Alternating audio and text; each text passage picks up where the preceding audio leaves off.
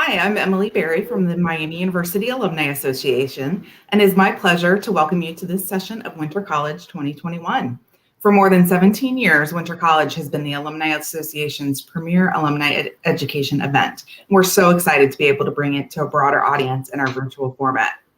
We have an amazing lineup over these 2 days. You can navigate the full schedule by clicking Events by Type on this website's toolbar and selecting Winter College 2021 from the drop-down menu. Feel free to join programs even while they are in progress. If you can't make it to all of them, sessions will be recorded and posted online. Our session this morning is Foresight, the science behind the government's efforts to predict the future and protect the people, presented by DJ Rao. Dr. Dhananjay Rao is an associate professor in the Computer Science and Software Engineering Department of Miami's College of Engineering and Computing. He teaches operating systems and high-performance computing courses in the department and leads the Grand Challenges Scholars Program. Dr. Rao received his BE in Computer Science and Engineering from the University of Madras, India, and his MS and PhD in Computer Science and Engineering from the University of Cincinnati. Let's get started. Remember, you can submit questions or comments during the live session by clicking the link below the video. Good morning, everyone. Thank you so much for taking the time to be here with us on a Saturday morning. I'm super excited to be here with all of you and share some of my experiences and some of the research that I've been doing here at Miami, along with my undergraduate and graduate students for the past few years. So let's get started. Today, before we get into the details, just a quick outline. I would like for this to be more of a conversation than anything else. So, feel free to ask questions. So anytime you have a question, put it into the chat. And then I do have blocks where I would like to answer questions, but I would like this to be as interactive as possible that we can, to try and simulate like a class-like environment where you can raise your hand and ask a question at any time. So more questions, the better it is for me, and the better I'm able to connect with all of you and have this to be more of a conversation rather than a presentation. So I just want to introduce myself and then talk a little bit about my research and the motivation for how the government works with the to manage epidemics, which kind of is one of the pertinent topics at this time. And then we'll look at a high-level overview of some of the research that I'm doing, and then we'll wrap it up. So please do, anytime you have a question, please feel free to post these questions on the chat, and I'll be happy to answer these questions. Just a little bit about myself. I graduated from University of Cincinnati with a doctoral degree in 2002. I've been in this area for a long time. I worked with a company called Elsevier that's housed in LexisNexis, a little bit down south of Dayton, Ohio. And then I've been working at Miami on and off. I worked close to like 14 to 15 years now at Miami. And most of my research deals with parallel and distributed computing, applications of supercomputing and such. So I work in different areas like epidemiology, which is a study of diseases, with bioinformatics. This is to analyze different kinds of viruses, genomes and such. And now I'm slowly starting to get into design, like urban planning into smart cities and such. Here's a picture. This is my daughter and wife. My daughter recently won a HOSA competition. This is on the health and such. This is a picture taken when she got her award at the HOSA competition. My son works for Google. He specifically works on this product called YouTube, and his job is to put up cat videos on the internet for people to watch. Just kidding. He does more than putting up cat videos, but you guys know what I'm talking about on YouTube. Here's our other child, Zeus. He's our dog, and he's always here with me while I'm working and keeping me company. And of course, we also have a cat. His name is Mochi. So this whole family unit keeps me busy along with my research and such. And in addition to doing my research, I also serve as the director for Miami's Grand Challenge Scholars Program, where we're focusing on some of the most complex issues facing our nation, and to be able to motivate and work with our undergraduate students in different areas of science and engineering to be able to address some of these challenges. And this program is supported by the National Association of Engineers. So when students work on these programs, they not only build a multifaceted skill set in terms of research, service learning, leadership, global dimension, entrepreneurship, they also get recognition from the National Association of Engineers, which is like a very, very unique recognition that helps them showcase their skills, contributions, and sets them up for future success. So this is a program that we are actively doing now at Miami. It is predominantly housed in the College of Engineering and Computing, but all students in Miami University participate in this program if they would like to. So, and this is a program where we would also like involvement from alumni and people who are working in the industry to give ideas to students. So if you're interested in some of these social and other issues that are facing our nation, please feel free to reach out to me, and we would love to have you come and engage with the students and have a conversation with them and spur new ideas and thoughts with the students. All right. With that, let's get into kind of the topic at the hand, which is the population growth and urbanization that we are going through is increasing the density of people on planet Earth. And because of that, and due to all of the air travel and transportation, there are lots of challenges that we face, which is increasing risks of epidemics in populations. So you guys know, back in 2014, 2015, particularly in the Midwest, we had a bird flu epidemic where over 50 million birds had to be culled. This is like, by culling the birds is the only way we can currently manage these epidemics. And that causes a lot of loss, over $4 billion in losses for these poultry farms and such. Then we had a chikungunya epidemic, didn't impact the United States that much, but Central and South Americas were heavily impacted. We had more than close to 15 million cases, and that's still kind of an ongoing issue in the Americas. And then we had the Zika epidemic that came out, over 1 million cases that we're reporting. And now we have this COVID epidemic that's ongoing, where we have exceeded like over 100 million cases, and over 2 million people have died. So these epidemics have been growing, and there has been the steady stream of epidemics that we have been facing, and this is going to be a challenge as we move forward in the future. So just to give you an idea of these epidemics, the avian influenza particularly was in the Midwest, impacted almost 250,000 farms in the Midwest, and almost like 45 million turkeys and about 50 million chicken were culled. So you have to euthanize these birds because the birds are housed in pretty dense housing. So when there is an infection, all they can do is literally take truckload of these birds. They die. Some of them just die due to the bird flu. So all we can do is take these huge trucks, make a giant pit, and bury the birds. And that causes a lot of losses, economic losses, where you lose these millions of birds in a day. And that causes us serious problems. And of course, we have a lot of mosquito-borne diseases. Here is Bill Gates. Apparently, when he goes to presentations, he travels with this little jar of mosquitoes. These are harmless mosquitoes, apparently. But still, it's kind of interesting to see Bill Gates traveling with a jar of mosquitoes. Maybe sometimes I think I should be traveling with a jar of mosquitoes. Just kidding.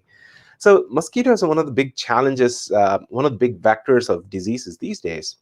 So this chikungunya epidemic was the initial one. This is where I started engaging with these, with trying to work seriously on these epidemics and trying to be able to mitigate the impact of these epidemics. And here with this chikungunya epidemic, it's just started on a handful, like 4 Caribbean islands. A few cases is what it started with, like mosquito-borne disease. And then soon it kind of exploded in the Americas, and we soon had, within about a year, we had 1.5 million cases, and the virus had spread to all 51 countries in the Americas. And this was a kind of an eye-opening epidemic for a lot of people, in the sense that most of the population was naive. We didn't have immunity against the chikungunya virus. So when this virus came up, it rapidly spread and established itself. So this was kind of a somewhat of an alarming trend, because we thought we had handle on mosquito populations over malaria, dengue epidemics, but it turned out that we did not. And then that followed up with, immediately overlapped with the Zika epidemic, again, a mosquito-borne disease. And the challenge with Zika is almost 80% of the cases are asymptomatic. That means they don't have any symptoms, but they're actively transmitting the infection to other people. And one of the big issues with Zika is it causes microcephaly in babies. So if a pregnant mother gets infected with the virus, there is a chance that the baby will have problems with brain development causing microcephaly, and that's a lifelong problem that you will have to deal with. So it's not like a short-term problem, but it's a long-term socioeconomic problems that people have to face, and that puts a lot of hardship on people. And of course, we have the ongoing COVID pandemic. We are all now acutely familiar with this pandemic. We have had over 100 million cases worldwide, and we have had over almost 2.5 million people who have died from this pandemic. And it's now across the world, right? It's a global pandemic. A lot of countries have been impacted with this. And of course, I have had a personal impact with this pandemic. Last year, my dad got a COVID infection and he passed away. So this COVID pandemic really hit close to home for me among all of these pandemics. So clearly, these pandemics are a big challenge, and it's impacting a lot of people, not just in our country, but worldwide.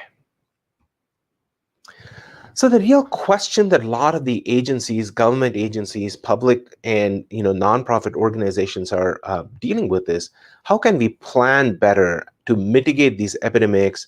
How do we define effective processes? That means, how do we reach people in emergency? How do we mobilize resources? How do we plan for vaccinations?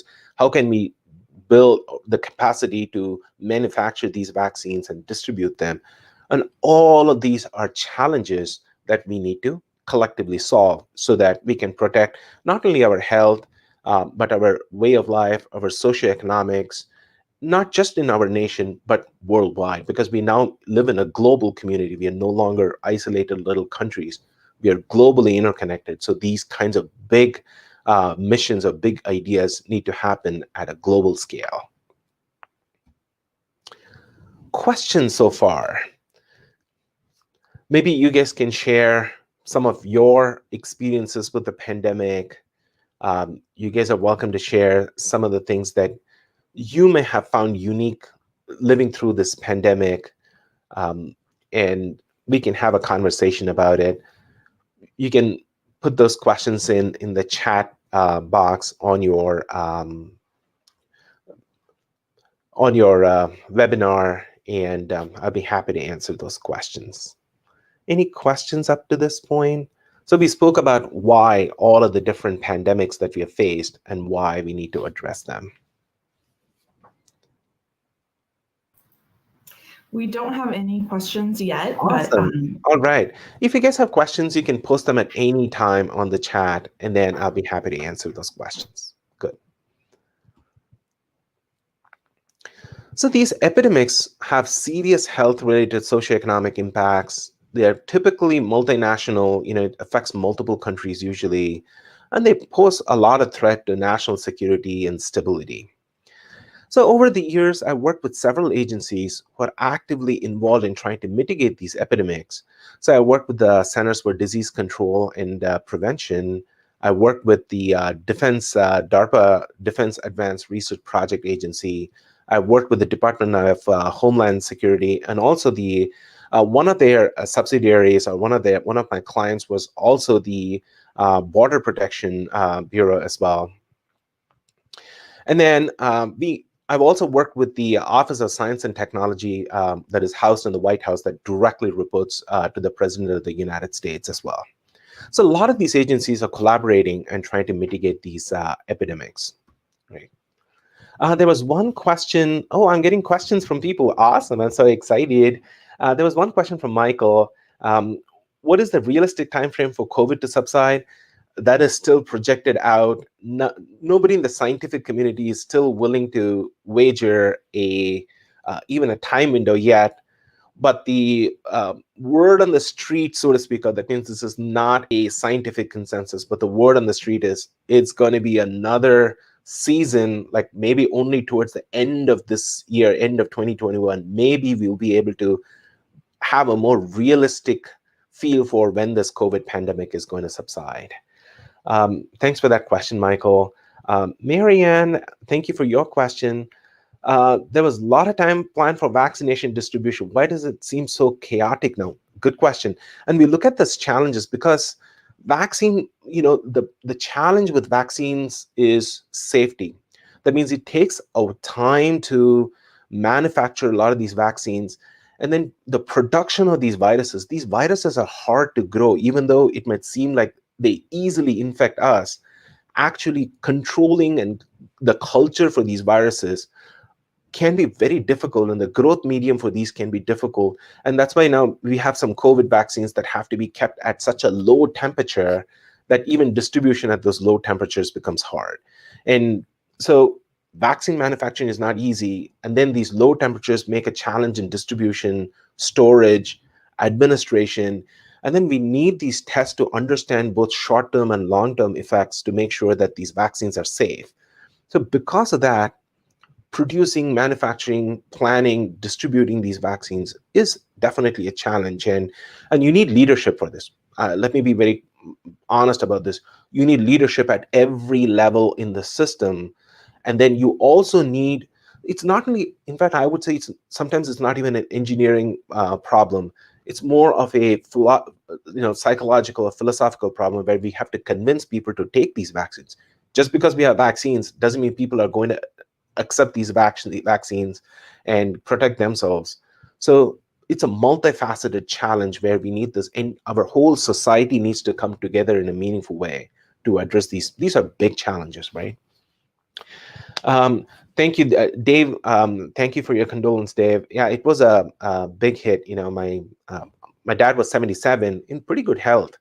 And then he was actually outside distributing food for there was some food shortages. He lives in India, so there were some food shortages.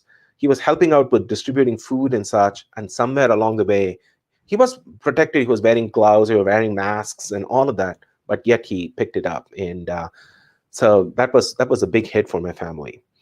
How did you first get involved with work in the US government? Yeah, I got involved working on a DARPA challenge for predicting this chikungunya epidemic. And that was, and that work came out to be really good. And I won the Best Methodology Award from DARPA for it. And that's when they invited me over to the White House and they were talking. And I was also involved in some of the Ebola, with the Ebola czars. That's why they call them czars. Don't ask me why. But I was also involved with those. So I kind of kept working with the people, and that collaboration has continued over the years. What has Bill Gates' effect on pandemics been? I don't know. I just put up Bill Gates just as an example, because I've never heard of somebody carrying a jar of mosquitoes with them before. So I thought that was pretty eccentric for Bill Gates, so I put up that picture. What does COVID look like in 5 years, Emily? That's a tough question. I don't know.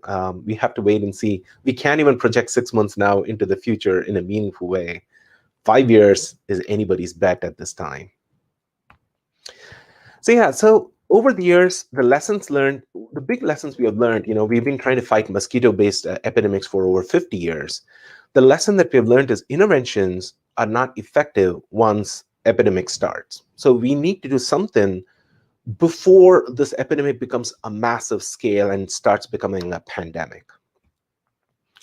So the idea here is we need proactive intervention in the terms that we want to be able to intervene with these interventions before it becomes a big problem. And for that, we need forecasting. Yeah? Here, forecasting is somewhat analogous to weather forecasting, where we are trying to answer the big questions is, where is an epidemic going to happen? When, what time are we expecting some of these big outbreaks to happen? What types of viral strains or what types of diseases are we going to get? And how can we contain this epidemic? Can we do some measures where if the original epidemic was pretty high, can we do something to actually decrease the intensity of that epidemic so that we can help and protect people? And the idea here is somewhat similar to weather forecasting, where if you know there is going to be a peak epidemic at some point in time, then you can go and actively advertise or spread that knowledge among the population, take protective measures, and help mitigate that epidemic. That means you're decreasing the peak, reducing the number of cases. And when you do that, overall, the epidemic becomes much lighter and more manageable. That's the idea, is you give people the information so that they can protect themselves. Just like weather forecasting, right? If you know it's going to be cold today, you take a jacket and make sure you put on your scarves or gloves to make sure you stay warm. Same idea with this epidemic forecasting. If we know that these problems are going to come, we can proactively protect people. So here's a quick overview of our forecasting and containment methodology that I've been working with the different government agencies. There are 4 key steps in the process that we have. We're just going to do a high-level overview here. The first step is called modeling, where we try and model the fundamental mechanics or the fundamental epidemiology of these diseases. We use what is known as a compartmental model, but really what happens is in the back, there is a series of mathematical equations that are continuously being solved in order to understand how this epidemic progresses. The math equation has variables and constants, so it does have some variables and some information. This data is obtained from real-world information and data that people are collecting. So in our system, we model all of the humans that we would like to protect and understand. So we have the entire population of all 51 countries included in that model, including little islands. So if you look at the small Caribbean islands, we even model those as well. Then we have detailed models on weather and temperature, because a lot of times the transmission and behavior of these viruses and people's movement is kind of modulated by weather and temperature. So the model incorporates those effects. We have detailed models on mosquitoes. If you're studying a mosquito-based disease, we have detailed models of mosquitoes. We even model the mosquito life cycles, like the metamorphosis going from eggs to larvae to pupa to adult mosquitoes. We even model the life cycle of those mosquitoes to be able to understand different intervention strategies that can be applied, like larviciding versus controlling adult mosquito populations by fogging and such. And of course, we incorporate travel. So we have all of the travel data from all of the 150 international airports in the different countries, and we study the travel patterns between this. And then we even have models where we include the cruise ship travel, not just air travel, but also travel based on cruise ships and such. Everything is kind of included into this model. So it becomes a pretty complex model if you think about it, all of this data coming together. So once we have this model, we then need to calibrate it. So calibration is the process where here we use a machine learning technique where the computer kind of searches. So you can see this black line. That's the actual data that we have. So that's the actual epidemic model that you're seeing. This is how the infections are going, and then they're kind of flattened off. So the computer kind of searches, it tweaks the knobs and levers in this model. So it's tweaking them to see what best explains how can we adjust the parameters in our model so we can track the actual infection from that model. So that process is called calibration. You're trying to adjust or fine-tune your model for this. And we performed all of this analysis on Ohio Supercomputer Center. Some of these run on a Red Hawk cluster on campus. We have a small supercomputer cluster on campus. A lot of the work, like the initial development and study, happens on that. And then for the large simulations that are run, they all run on the Ohio Supercomputer Center. We ran on the Owens cluster, supercomputer cluster at the Ohio Supercomputer Center. So we are able to complete about 3 months worth of compute. So that means if you ran on a standard desktop computer that we have, it would take 3 months for this computation to finish. But now with the supercomputer, we can finish it in less than 12 hours. So that's where the supercomputing comes into the picture, where we're able to take these large models and quickly study and work with them so we can understand these epidemics better. And then once we do that, then comes the forecasting part. So that means we have fine-tuned the model, then we can see how the forecasting happens. Imagine that the black line is not there, but it's there so that you guys can see and visualize and compare how this works. Notice that forecasting doesn't give you a point estimate. It's not like a point, but it gives you a range of values. So what the forecasting basically says is, on this day, if we were to look at some day, there are different possibilities, right? The epidemic can progress in slightly different ways through slightly different trajectories. What you're seeing is that approximately this is how that epidemic is going to go. So it can lie anywhere in that region. And as you get closer and closer to the day of forecast, it becomes tighter and tighter. That means we're able to make better and better predictions. And as we go further and further into the future, our predictions will become more and more approximate. So that means we're projecting a year out into the future. There is going to be a lot more variance. That means the band of our confidence is not going to be high. It's going to be a larger region. But closer to today's settings, it'll be tighter and tighter. So that's how that forecasting, all forecasting work this way, including weather forecasting works this way. And once we do the forecasting, this is where the public health experts and people who are supporting the decisions come into the picture. What they do is they look at all of the different parameters in our model. Can we control mosquito egg population? Can we control mosquito bite rate to see if it'll make an impact? What will happen if we control international traffic? Would that make a difference?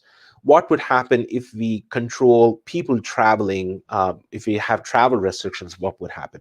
So you have all of these different kinds of questions that you can ask in the model, and this model can come and tell you what is the influence or what is going to be the impact of these kinds of policies that they can implement.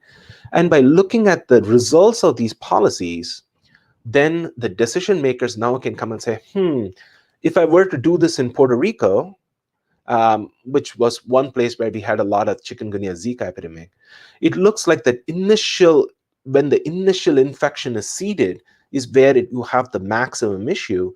So most of the work should happen in terms of screening people at airports so that we try and combat that initial infection, the time of that initial infection when it comes into Puerto Rico. Because Puerto Rico is a big hub for all of the Caribbean traffic. So a lot of people will go into Puerto Rico and then go to all of the other Caribbean countries or South America.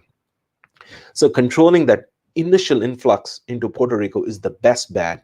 And most of the other approaches are not going to be as effective. So this information then helps decision makers to try and contain or focus their efforts on that kind of a policy so that they can have the most effect or can effectively contain that epidemic. That's the idea.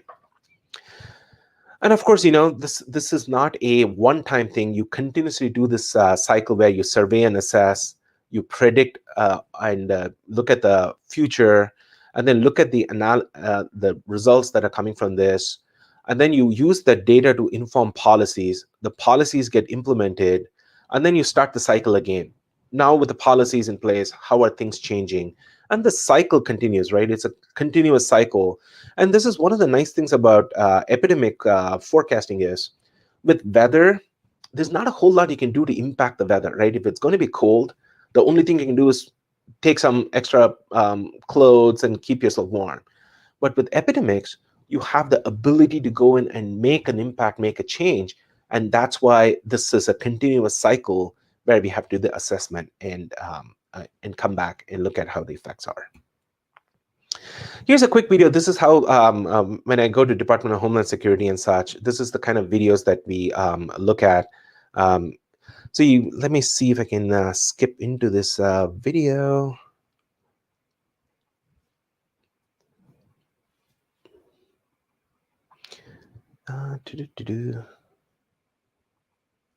Okay, so if I kind of jumped in the middle, you guys should be able to see how this, you guys can see this epidemic moving, and then we typically have these charts plotted up. Let me see if I can zoom in a little bit more. So you guys can see this epidemic moving, blue areas showing light effects, the yellow area showing higher infections. And then we look at these charts. This whole thing is put on a huge display. This is a 8K resolution video, and then it's put on a huge display. And then we can see a lot more details when it's that high resolution display. And we can look at how the epidemic is progressing, how the infection is going in the different places. So this gives people a more holistic, like a dashboard look at the big picture, how this epidemic is progressing, so they can try and understand the progression of the epidemic and make more informed decisions and policies.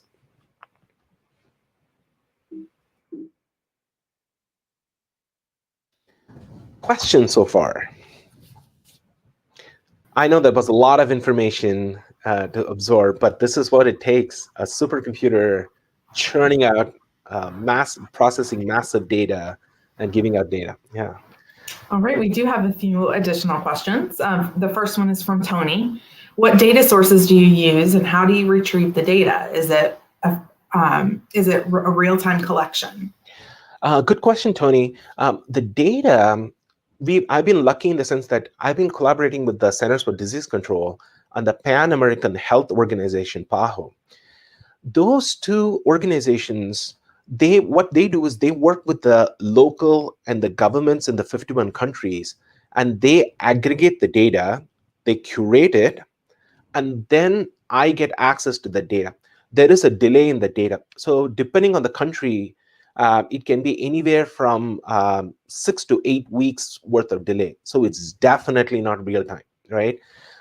So individual data collection happens, that kind of flows up this entire chain. So it's a 6 to 8 week bare minimum delay on all of this data. That's the reality of the situation here. Thank you. The next one is from Michael. What are the most difficult variables and assumptions to factor into forecasting? I'm going to talk about that next. Case reporting rate. That guy gave me a lot of grief, and I'm going to talk about it next. Okay, great. Another question from Pat. The inputs into your models seem to be readily available quantitative data. How do you adjust the models for human variables such as science, denial, apathy, etc.? That's a good question. That's a great question. We haven't gone that far yet. And that is exactly the value I get out from these presentations, from talking to you folks, is you ask me those questions and makes me think, oh, good question. I don't have an answer for you now, but I will have an answer for you hopefully in a couple of years. I'll have my students work on that question. So thank you for that question. And then is it from Elizabeth? Is it common for academics such as you to consult on government efforts? Are there many other Miami professors doing similar work? Yes, it is common for us to consult on government work, but there are Miami faculty who are doing this too. So there are Miami faculty who even consult on legal cases. So there are times where a court case might come, and I know a colleague of mine where they were questioning some DNA evidence and whether this DNA evidence is acceptable in a legal case.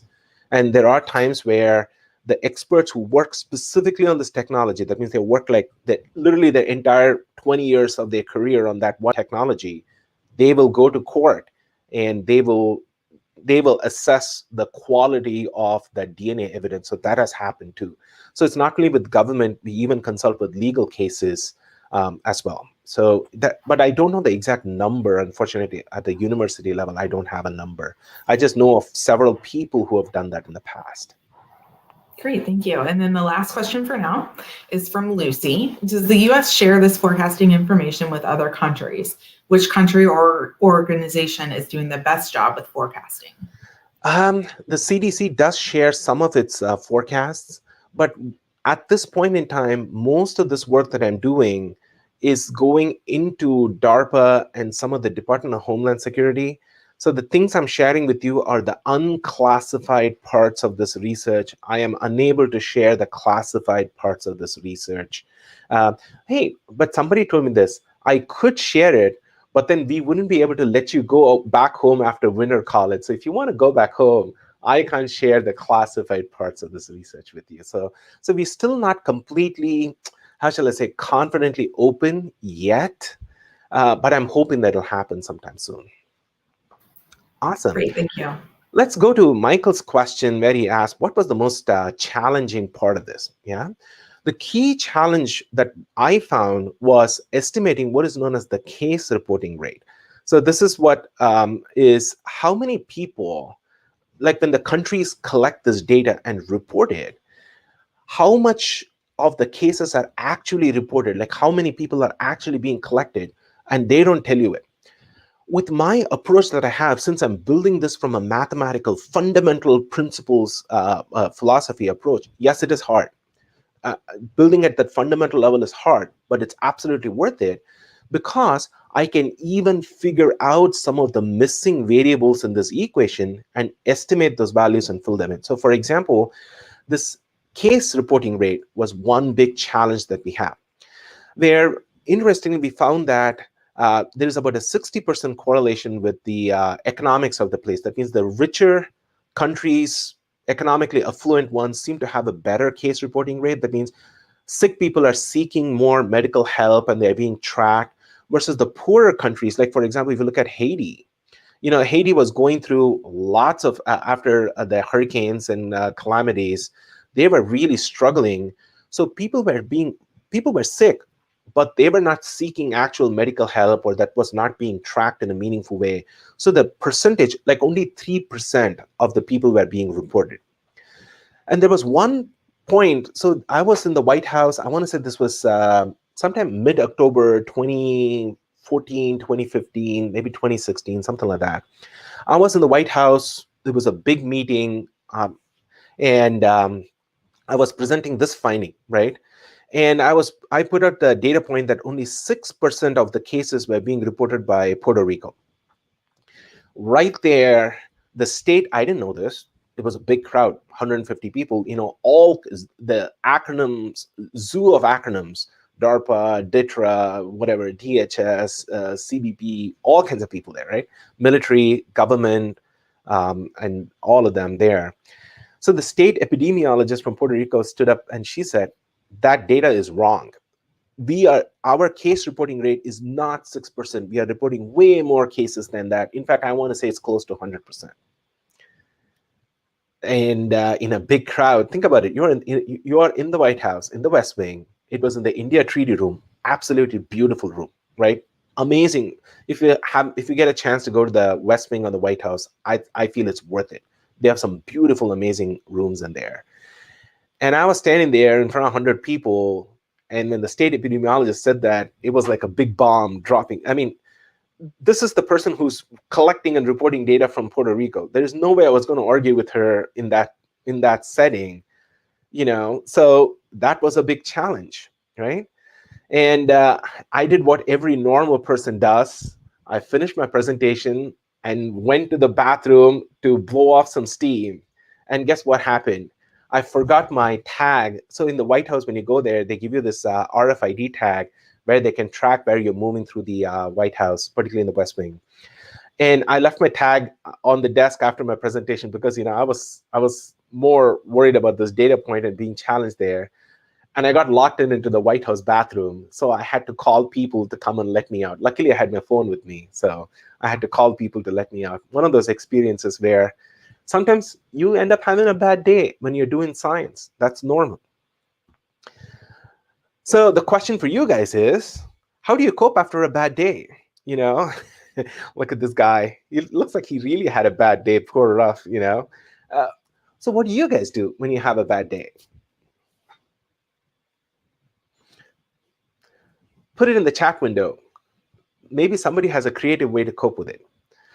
So in my case, I walked off on that day with some presidential kisses. So apparently I made enough of a scene being locked up in a bathroom that they had to get President Obama's official, they said they had to crack open his case of kisses earlier than they had hoped for. I guess they do this for Halloween time.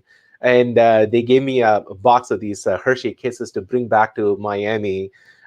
So sometimes, you might have a bad day on that day, but hey, you might get some rewards for just getting locked out in the bathroom. Life works in weird ways for me.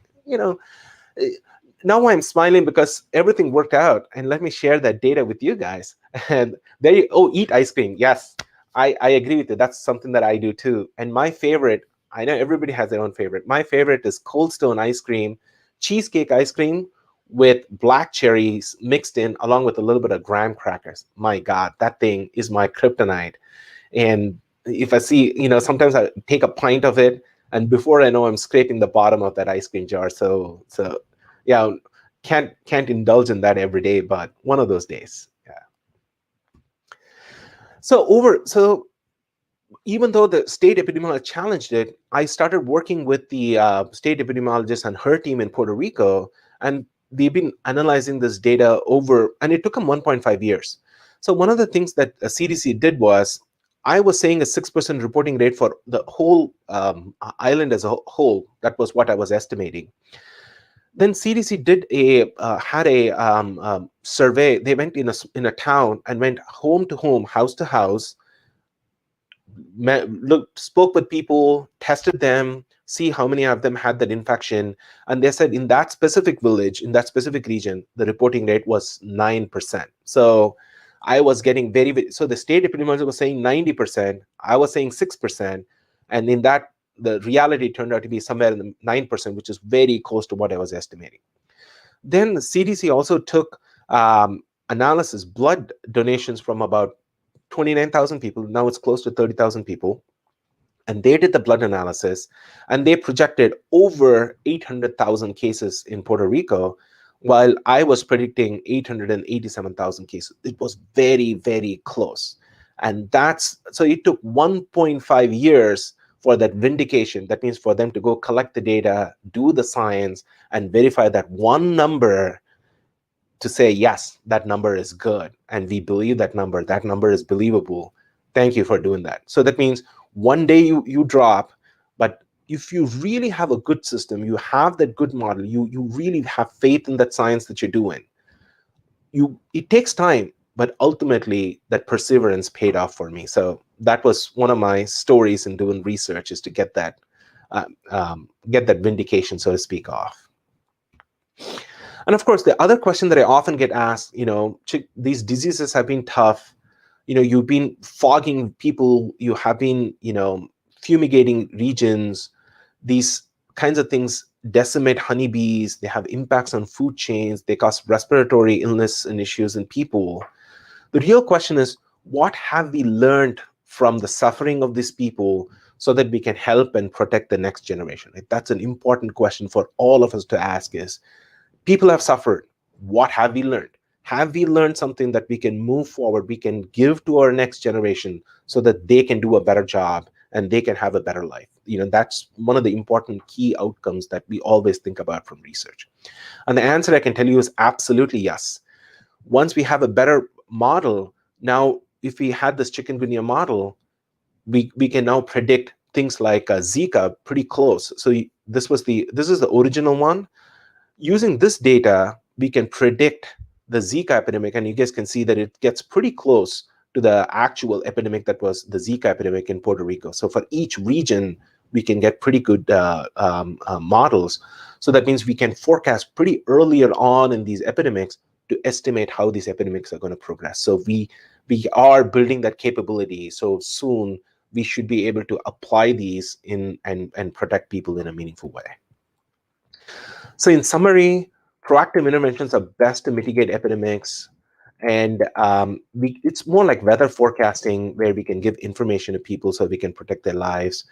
And of course, keep in mind, weather forecasting took over 80 years of effort for us to build there. So that means we need to continue to invest in these kinds of things. So it's not a short-term game. If you're going to look at it and say, what can we do in 5 years? I want to be honest, not a whole lot. But if you ask me, what can we do in 100 years or maybe in several generations, that is when we can make an impact. So for example, weather forecasting, 80 years, right? Maybe with this epidemic forecasting, with the improvement in technology, we can accelerate it, but not in a 5, maybe a 10-year plan is more realistic, not a few years plan. Many scientists are working on it. And of course, today we looked at my favorite approach. Of course, my favorite approach is my approach, right? So we looked at one of those, and there are different ways people do this as well. And several government agencies are working on it, and they recognize the importance of it, and they are investing into it. So one day, these epidemic forecasts may be in our video feeds, like, just like we get our weather feeds, we might start getting these epidemic feeds where it tells us and cautions us about these, and it'll help protect the health and well-being of both humans and animals as we go through. Yeah. And that is what we are looking at. And the government agencies are working on it. They're working with scientists like me to build these fundamental sciences, understand the problem, and it takes time. This research that I'm talking about, the presentations, it took 6 years to build it, right? It's not something I woke up one day and said, boom, I'm going to do this. 6 years worth of effort in order to, even the validation, look at that one data point, 6% data point. It took 2 years to collect data and validate that one data point, right? That is how science is. It is about meticulousness. It is about cross-checking, validating, cross-validating, because here we're talking about the health and life of billions of people. You cannot afford to screw up, right? This is not something you can take lightly. So it requires a lot of science, a lot of dedication, and of course, continuous investment. We have to invest in the future of our country. Otherwise, we're not going to be able to build these infrastructures to protect us. I want to thank a lot of the students who helped and worked on this over the years. They've been both graduate and undergraduate students have been working on this. And of course, I would like to thank all of the different agencies who have been funding and supporting me over the years. Awesome. Let me take some questions now. All right, great. Thank you. The first one is from Jim. Based on your forecasts, what is the U.S. doing or should the U.S. be doing in order to better prepare with stockpiles of protective equipment for future pandemics that you predict? Should the U.S. be self-sufficient in production? Is Miami involved in supply chain forecasting for protective equipment? And are you involved in solutions as well as the predictions? There are 3 questions there. One is the U.S. doing or should be doing better prepared? We are doing some, but we are not doing enough. I think the DARPA, particularly with the DoD, Department of Defense, I think they're doing a pretty decent job on stockpiling for the people who are deployed in the field, for the soldiers. So they do that, but I'm not. But with the general public, I don't think we are doing enough in terms of stockpiling, and particularly, I know it's easy for me to say, but in terms of distributing, that's still a challenge as well. The second one was, is Miami involved in some of this? Yes, we are involved. We are also trying to engage with some of the local state health government systems as well to try and work on these. But it takes time to establish these relations and continuously work on some of these, because, with the political climate being what it is, it's like fighting fire, like we're moving from one fire to another fire. So nobody seems to have the time for long-term investments, right? We are all doing short-term, like what is the next fire we are going to put out? What's the next fire we're going to put out? So when I was working with Department of Homeland Security, even getting commitments to monies was so hard. And, the budget would change every month or every other month, and we would have to go back and forth in terms of the budgets and trying to negotiate with the White House in terms of what the budget allocations is going to be. And then we were at the mercy of Congress. And if the Congress wasn't passing a budget on time, guess what? I was just sitting here waiting to figure out what to do next. And that is the reality of the situation is, yes, this is important. You're talking about lives of millions of people. Doesn't move. There's nothing me as a researcher or people working in the Department of Homeland Security could do something about it, right? And during this time, we had 2 chiefs of Department of Homeland Security, people stepping down, coming up. It was chaotic, to say the least. And this is the reality of the landscape, is sometimes it's just chaotic. And I don't think we don't have the leadership for long-term visions. And I feel that is something that we really need to work towards. Again, that's my personal opinion, right? These are just my personal opinion that we need better leadership for that long-term vision. Thank you. The next question is from Fran. Are you investigating how our living practices set up conditions that promote epidemics? For example, would different poultry farming methods have prevented or radically limited the impacts of pandemics? Absolutely, yes. We need to rethink our food supply chains, and that is a challenge. That is a problem that people recognize. I haven't been actively involved in the food. I did work with the Poultry Association of Ohio. They actually gave me money for avian influenza. They actually funded one of my students to work on the avian influenza model. They said, you're the only person in the state of Ohio that we know who came up with this and is looking at poultry farms in a way. So they actually gave funding to support a student to continue that work, which was honest. Until they came to me, I hadn't heard of the Poultry Association of the state of Ohio. I'm being honest here. I didn't even know they existed. But they saw this research and came forward with it. So I was very happy to collaborate and work with them. So there are people who are looking at this clearly with the Poultry Association of Ohio, but is it across the world? Are all countries doing it? It's such a difficult problem, particularly with the socioeconomics. Like, if you go to a poor country, a developing country, those people are struggling to get food on a daily basis. And then you go talk to them about, let's plan for 20 years into the future. They're not willing to listen to you. Like, you cannot go talk to a hungry child or a hungry mother or a hungry father and tell them, let's plan for 20 years down the road, because they got to eat today, So when you actually, when I've been, I've traveled to India, I've traveled to some of these developing countries. It is not, when you go there, when I'm sitting here, I can say big things. When I'm going and looking at these people in their eyes, I cannot bring myself to say big things to them. I say I empathize with them for their daily struggles to get clean water, food. It's a tough problem. I definitely don't have the answers to those big questions. And I honestly think those questions are so large that it's well beyond the scope of few or even many people. We would need a massive effort in order to do something meaningful about these big challenges. Thank you. The next question is from Judy. What were the strains in the UK and South Africa that have surfaced since COVID-19 predicted, and what is being done now to counteract future pandemics? I briefly looked at that research. So what happens with a lot of these viruses is there is a surface protein, which contains what are known as the receptor sites. So our lungs have receptor sites, and these viral proteins, they have a specific way that they come and bond with the receptors. So when the way we develop immunity is to look at the surface protein, and the vaccines are designed to go and kind of match with that surface protein to help us build immunity against that surface protein. But what happens is when these viruses replicate, they have a natural mutations that occur, and it's called antigenic drift. That means they drift in their vaccine capability. It happens with the flu virus. With the seasonal flu, we have this antigenic drift as well. And this COVID virus is not very different from that process at a high level. So a few mutations have occurred, which seems to help the virus to evade current set of immunity that we have. So, and that drift, that antigenic drift, I feel some people in the community feel that's going to continue.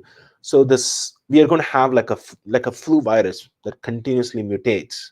We might end up with a family of COVID viruses that continuously mutate, and we might need to take these annual flu shots or COVID shots, and that might, there's no guarantees on this, that might be a possible future that we are looking at.